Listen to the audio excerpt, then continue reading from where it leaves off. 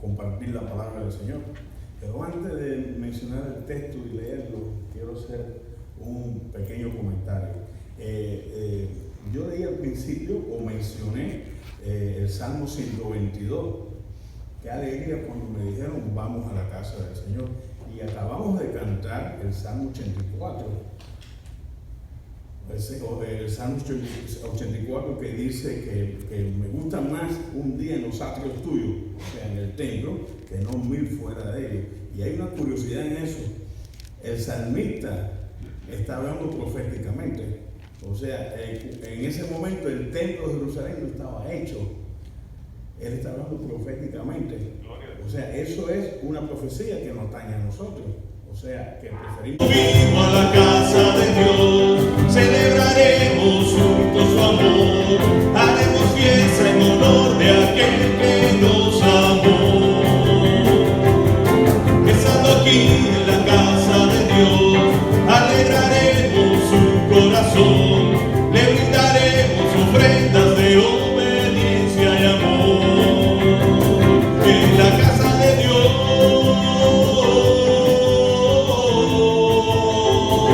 en la casa de Dios,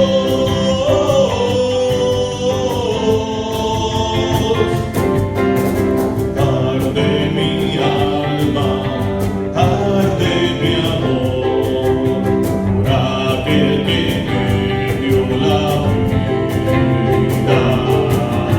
Por eso le anhela mi corazón, anhela de su compañía,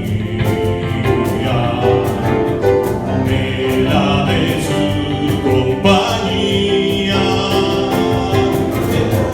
A la casa de Dios, celebraremos juntos su amor, haremos fiesta en honor de aquel que nos amó. Estando aquí en la casa de Dios, alegraremos su corazón, le brindaremos ofrendas de obediencia y amor. Ven conmigo a la casa de Dios, celebraremos juntos su amor, haremos fiesta en honor de aquel que nos amó. Estando aquí en la casa de Dios, alegraremos su corazón, le brindaremos ofrendas de obediencia y amor. En la casa de Dios,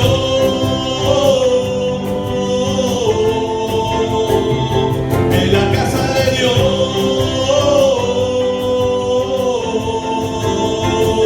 en la casa de Dios. Bendito sea tu nombre, Señor. Más estar en el templo con el Señor, o en la presencia del Señor, o en contacto con el Señor, que no 1000 días fuera de él. Bien, yo les invito a buscar en sus Biblias, los que lo tengan, el libro del Éxodo, el capítulo 19, los versículos del 1 al 5. Éxodo 19, versículos del 1 al 5. Dice la palabra del Señor: al tercer mes de la salida de los hijos de Israel de la tierra de Egipto, en ese mismo día llegaron al desierto de Sinaí. Habían partido de Refidim y llegaron al desierto de Sinaí y acamparon en el desierto. Allí, frente al monte, acampó Israel. Pero Moisés había subido delante de Dios, pues Yahvé lo había llamado desde el monte diciendo: así dirás a la casa de Jacob y anunciarás a los hijos de Israel: vosotros mismos visteis lo que hice a los egipcios y cómo os levanté sobre alas de águilas y os he traído a mí.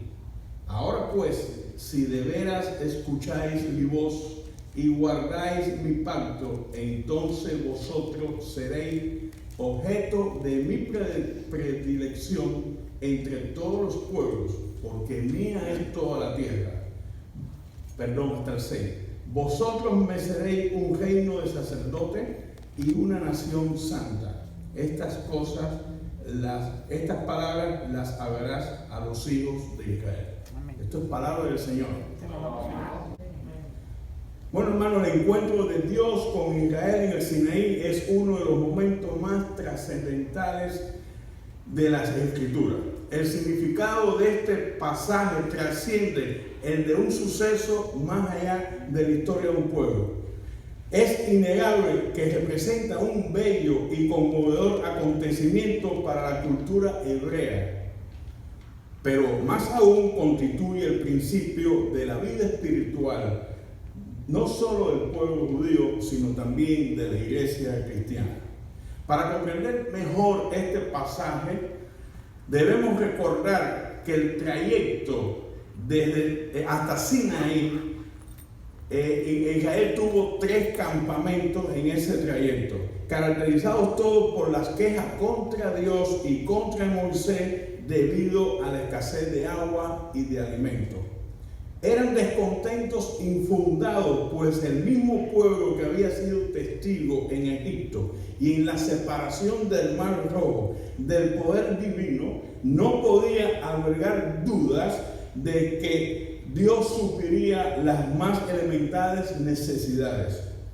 En el primero de estos campamentos, que se bautizó con el nombre de Mara, por la amargura de las aguas, ahí fue donde primero protestaron ellos porque no encontraron agua. Subraya la Escritura que Dios le puso los estatutos y decretos al pueblo. Esos estatutos y esos decretos son el preámbulo de lo que hoy en día llamamos Biblia. Ahí en Mar, Dios le entregó los primeros estatutos al pueblo de Israel. Muchos le llaman la protoescritura, o sea, la primera escritura. No obstante, lo sucedido en Mara, el pueblo siguió quejándose, siguió desconfiando de Dios y siguió pecando contra Dios. La idea que transmite la Biblia es la de un padre que después de la primera travesura de su hijo y antes de disciplinarlo, o sea, como decimos nosotros, antes de darle la primera nalgadita, cariñosamente lo acaricia, lo abraza y le dice: no lo hagas más, porque después de eso siguieron sucediendo otras cositas que yo creo que todos conocemos. Hasta que llegamos a Refidim. Esta palabra la leímos un ratico. Refidim fue el tercer y último de los campamentos, o sea, de los asentamientos antes de llegar a Sinaí. Los amalecitas, descendientes de Esaú, eran tribus bárbaras y semisalvajes que sacrificaban sus hijos, o sea, los niños, a sus dioses. En este lugar embistieron a los israelitas y nuevamente, gracias a la misericordia divina, el pueblo salió victorioso. Esa es la famosa escena donde Moisés, anciano pero vigoroso, no podía con la vara y lo subieron a una roca, mientras que Josué combatía con los amalecitas. Pero Refidim es un acontecimiento curioso de la historia bíblica y del pueblo de Israel. El vocablo hebreo antiguo el vocablo en el hebreo antiguo asociado con esta palabra significa debilitamiento, y representa precisamente eso, porque es el debilitamiento espiritual de Israel. El pueblo había abandonado su relación con Dios y su relación con los estatutos y enseñanzas suministrados anteriormente en Mara. No obstante, el encuentro con Dios, tarde o temprano, llega para los que lo buscan. Mara fue el primer pecado. Refidim, el declive total de las fuerzas espirituales hasta que llegan a Sinaí. El versículo 2 que nosotros leímos en el texto dice: habían partido de Refidim y llegaron al desierto de Sinaí y acamparon en el desierto. Allí, frente al monte, acampó Israel. Este versículo 2, en la parte que, o sea, en su primera parte que dice: habían partido de Refidim, En el hebreo antiguo también la expresión alude a dejaron atrás a Refidim o abandonaron a Refidim. De la misma manera que podemos decir nosotros abandonamos Cuba y vinimos para Miami. O dejamos atrás a Orlando, digamos, en un trayecto y llegamos a Miami.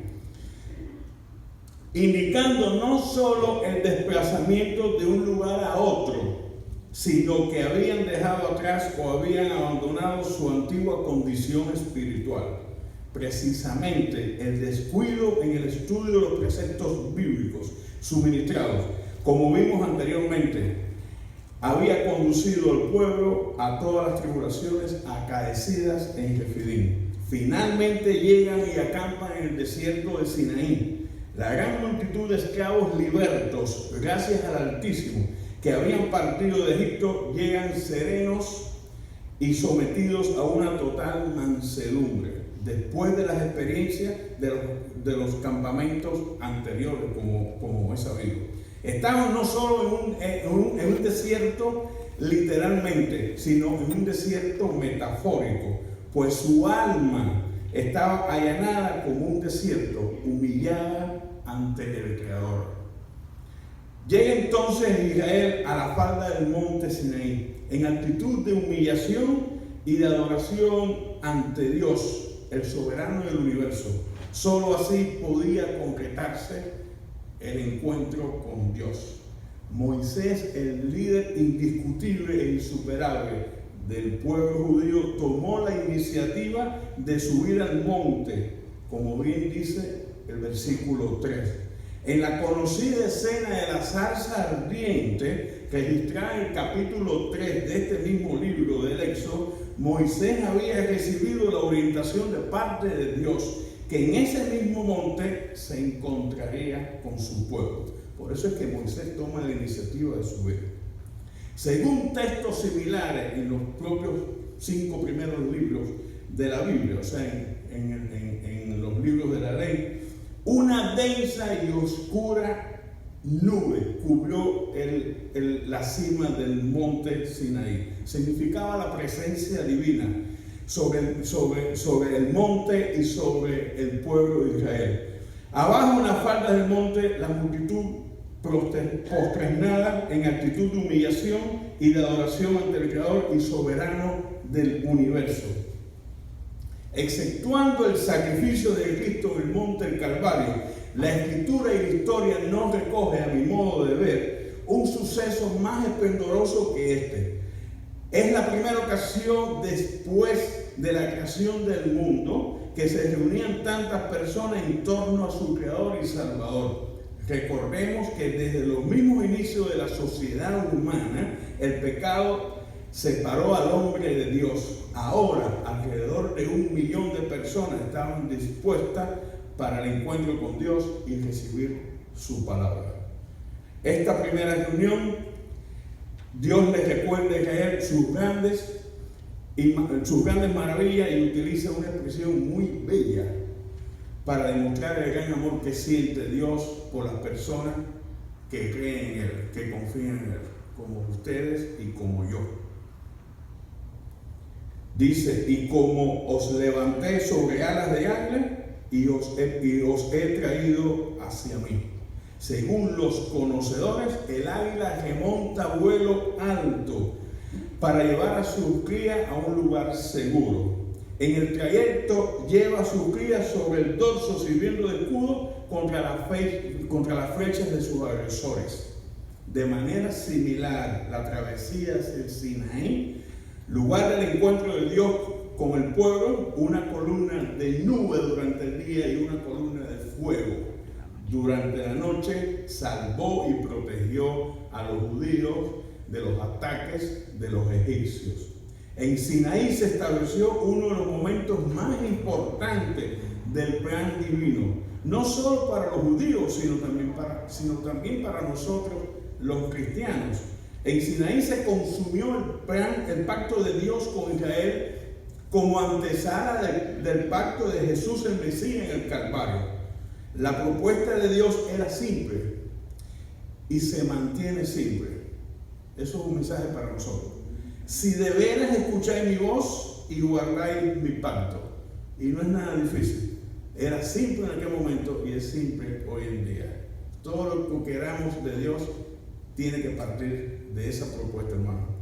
Ese sí de veras es una condición fundamental para Israel y para nosotros en la actualidad, si queremos establecer una intimidad con Dios.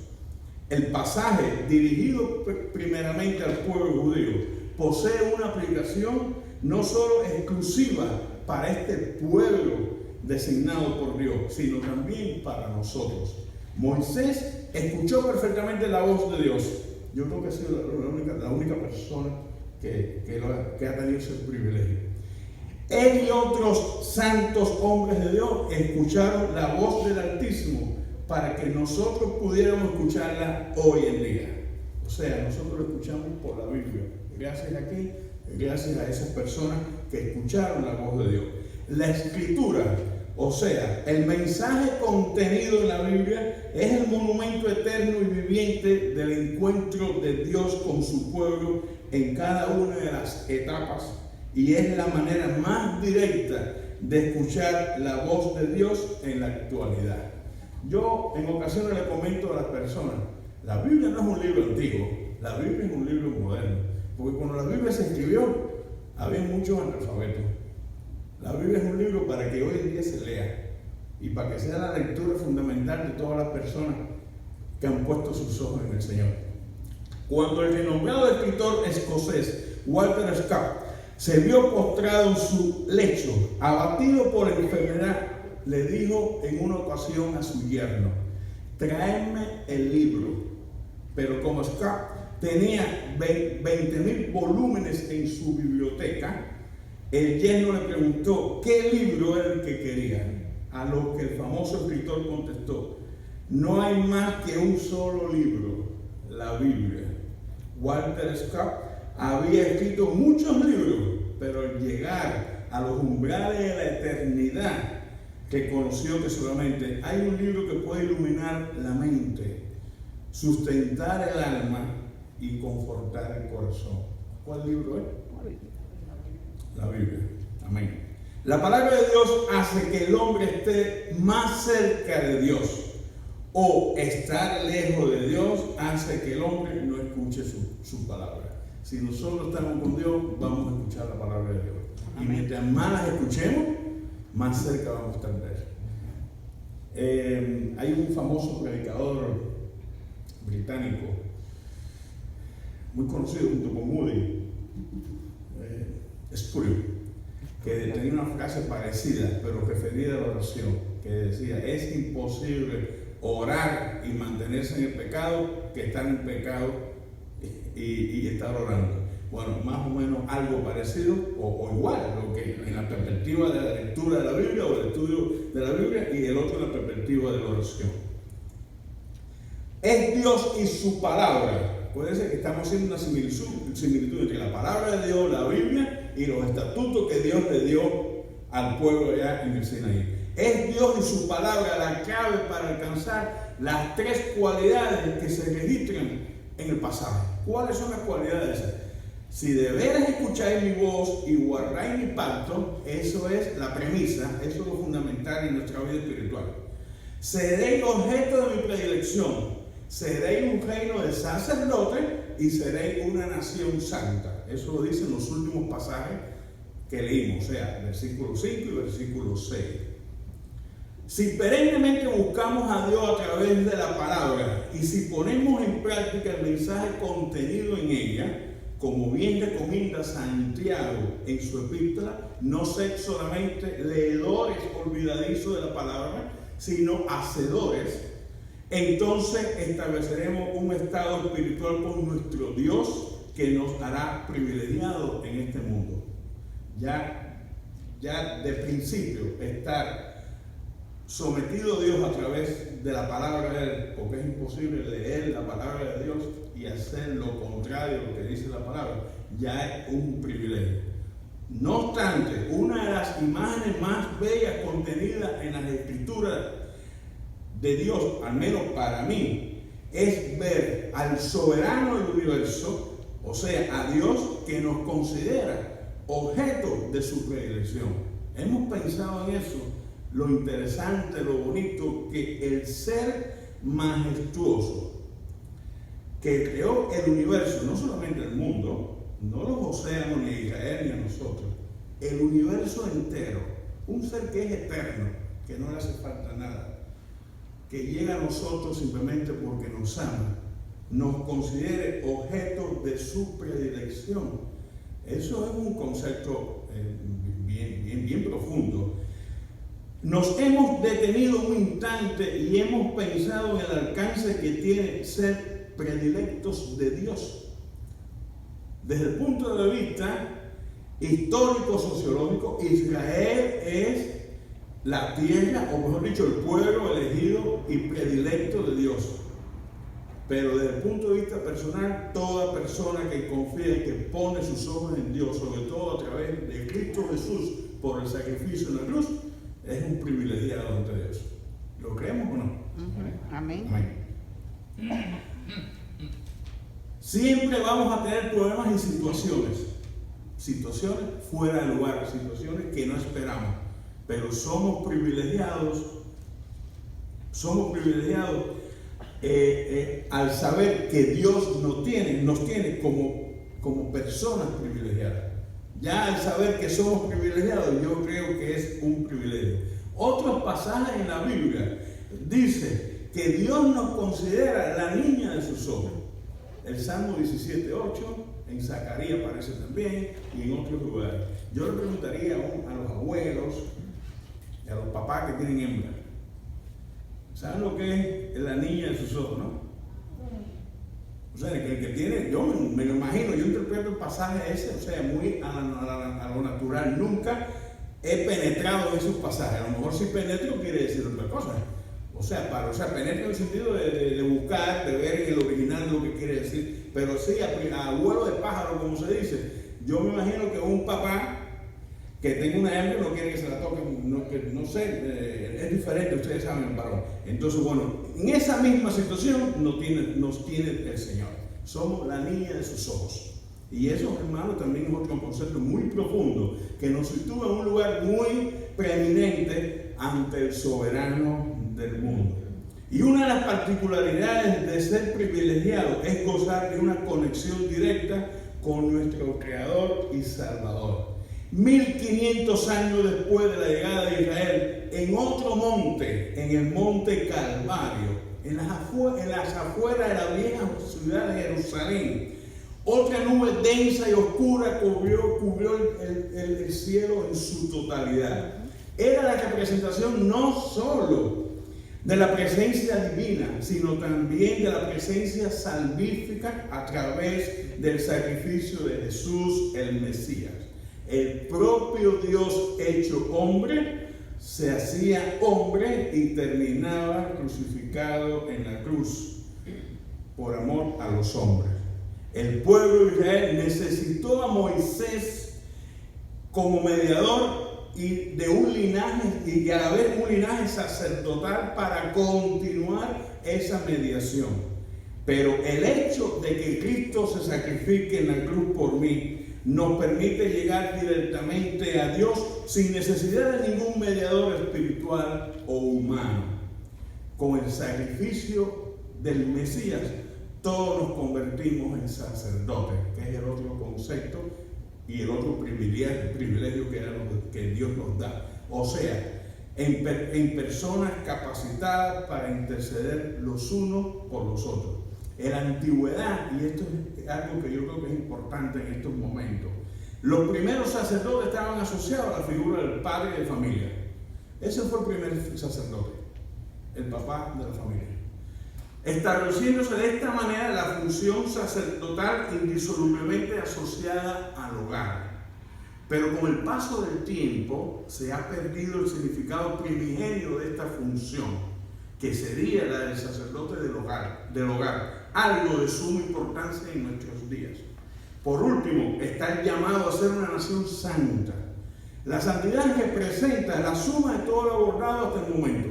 Se supone que una persona santa es una persona que está en contacto con la palabra de Dios de una manera u otra. En la Edad Media, en los primeros tiempos de la era cristiana, en la época del desierto, muchas personas no sabían leer y escribir, pero de alguna forma tú debes estar en contacto con la palabra de Dios. Y Dios tiene el conocimiento lo suficientemente profundo para saber hasta dónde tú llegas.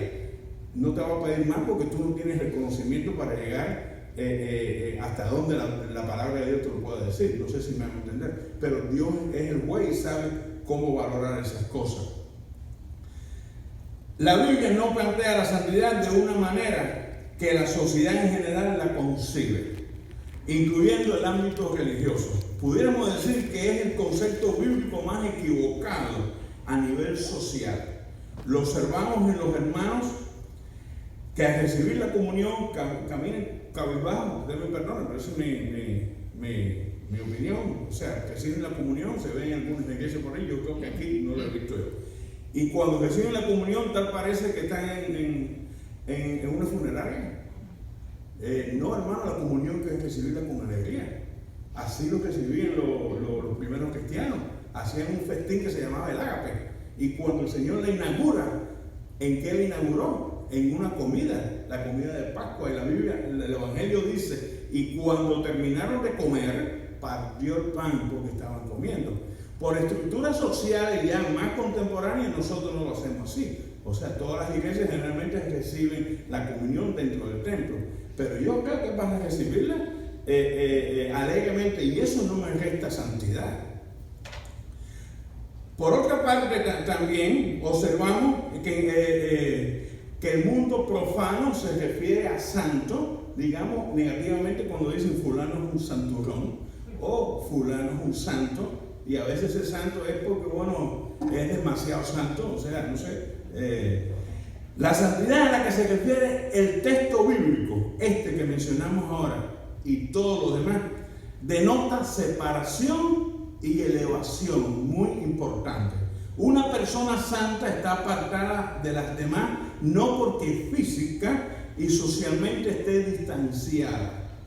Algunas personas han querido distanciarse para lograr una santidad. No es lo que la Biblia pide, sino porque trata de alejarse de las tentaciones y de los deseos que hacen que los seres humanos desciendan al nivel del que deberían ascender. Fíjense, del que deberían ascender. La palabra santidad en el Antiguo Testamento tiene esa connotación. Es una palabra que nosotros no podemos ni siquiera transliterar. O sea, no la podemos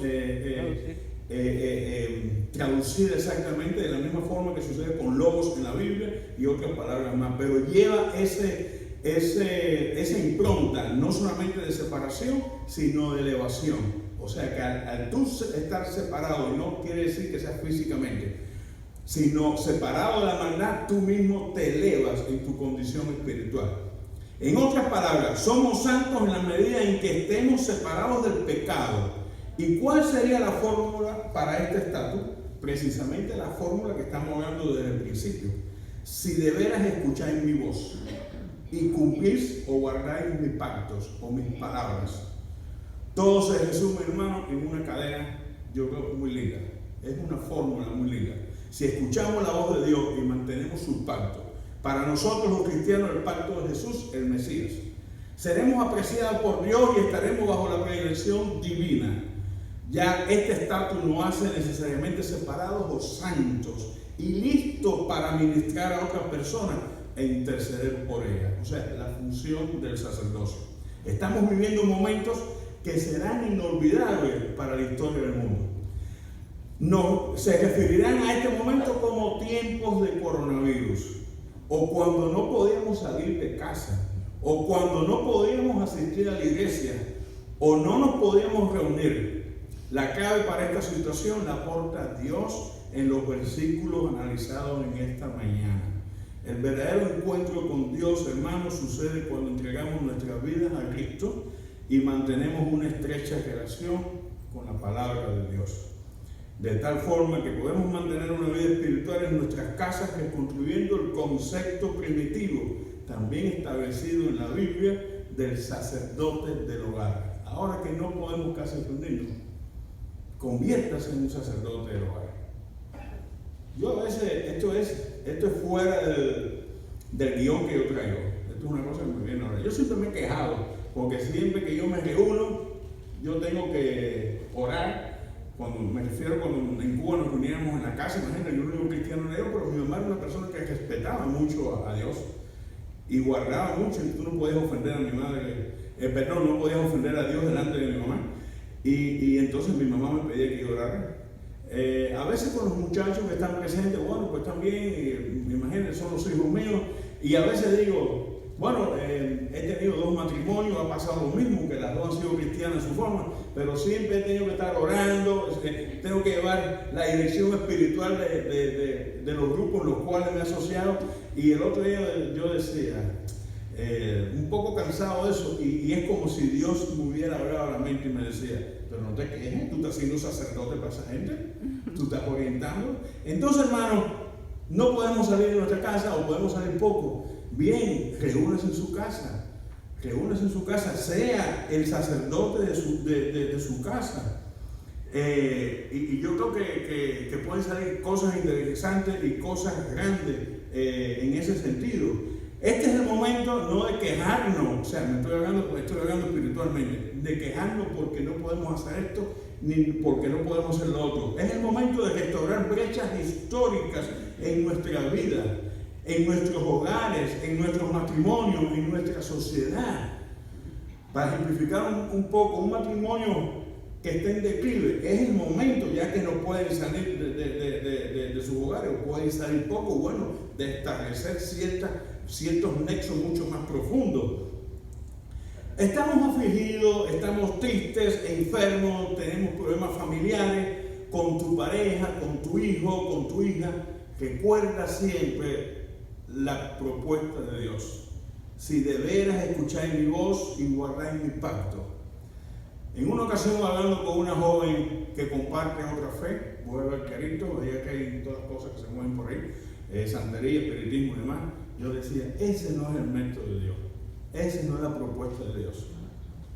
Dios tiene alrededor para ti grandes cosas en la vida, pero no trates de adivinarlas, no trates de ir con un curandero, no trates de hacer nada. El método de Dios es tú entregarte a Dios, escuchar su voz y guardar sus mandamientos, y tú verás que Dios va a hacer grandes cosas en tu vida. Un corazón, una familia, una sociedad, una iglesia, aún desde la casa, en conexión fuerte con su Creador y su Salvador, sabe que en una situación difícil como esta, peligrosa o turbulenta, Dios está con él o con ellos y enviará la ayuda propicia. Dios le bendiga mucho.